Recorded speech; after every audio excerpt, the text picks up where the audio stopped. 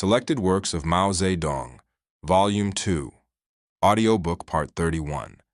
We Must Stress Unity and Progress. February 10th, 1940. This article was written by Comrade Mao Zedong for the New China News of Yan'an on the occasion of its first anniversary. Resistance, unity, and progress. These are the three major principles which the Communist Party put forward last July 7th on the second anniversary of the War of Resistance. The three form an organic whole, and not one of them can be dispensed with.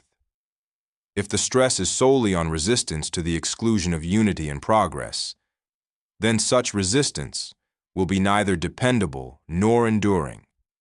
Without a program for unity and progress, resistance must sooner or later turn into capitulation or end in defeat. We communists hold that the three must be integrated. For the sake of the war of resistance, it is necessary to fight against capitulation, against Wang Qingwei's traitorous pact with Japan, against his puppet regime, and against all the traitors and capitulators concealed in the anti-Japanese ranks.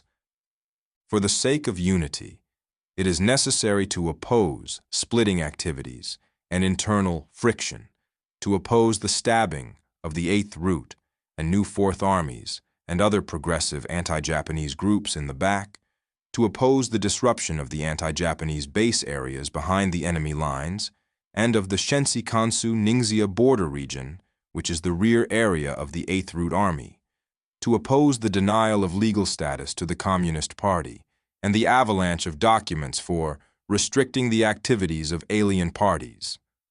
For the sake of progress, it is necessary to oppose retrogression and the shelving of the Three People's Principles and of the program of armed resistance and national reconstruction, to oppose the refusal to carry out the injunction in Dr. Sun Yat-sen's testament, to arouse the masses of the people, to oppose the internment of progressive young people in concentration camps, to oppose the suppression of what little freedom of speech and of the press there was in the early days of the War of Resistance, to oppose the scheme to turn the movement for constitutional government into the private concern of a few bureaucrats, to oppose the attacks on the new army, the persecution of the League of Self-Sacrifice, and the massacre of progressives in Shanxi, to oppose the activities of the Three People's Principles Youth League in kidnapping people along the Shenyang-Yulin Highway and the Lunghai Railway, to oppose such shameless practices as taking 9 concubines and making fortunes of 100 million yuan out of the national crisis, and to oppose the unbridled brutality of the corrupt officials and the local tyrants and evil gentry. Footnote 1. The League of Self-Sacrifice for National Salvation in Shanxi was a local anti-Japanese mass organization formed in 1936, which cooperated closely with the Communist Party. It played an important role in the anti-Japanese fighting there. In December 1939, Yan Xishan, the Kuomintang warlord governor of Shanxi, openly began to suppress the League in the western part of the province and brutally killed a great number of communists, officers of the League, and other progressives. End of footnote 1. Footnote 2. In 1939, the Kuomintang drew a cordon along the Shenyang-Yulin Highway and the Lunghai, Kansu-Haichao Railway by setting up a number of checkposts in the guise of hostels of the Three People's Principles Youth League.